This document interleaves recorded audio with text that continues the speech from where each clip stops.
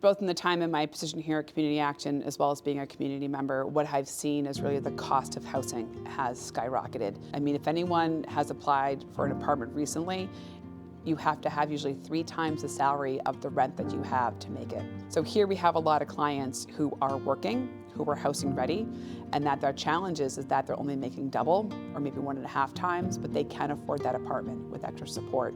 It's a different population now that are becoming homeless. The rents are too high, you know, they just can't afford to stay in their apartments. And we're seeing a lot of those people. We really have people who are, after COVID, had a significant impact both either on their health, their employment, their opportunities.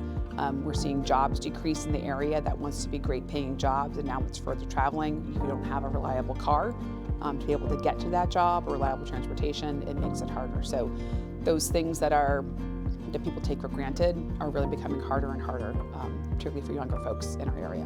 We have a lack of shelter in our area. Thankfully, we have some increased options in the wintertime. But we do not have a shelter in Strafford County. We are in need desperately of another 100 to 150 bed shelter.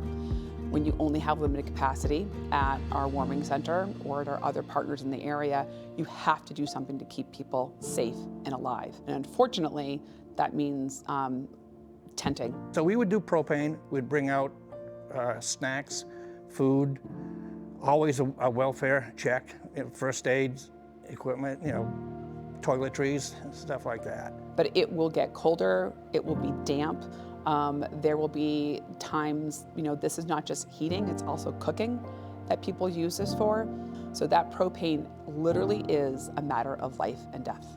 Early on in the year, probably September, October, when we did have some funds, I was doing propane, and I was letting people know that we're gonna do this for as long as we can, but I can't guarantee how long that will be. Since we got that fantastic donation, you know, we're able to do propane right through, you know, April, May. There were more resources pre-COVID. Post-COVID, those resources did not come back. And so we probably will see at least another 100 individuals with your donation to help get them through the winter.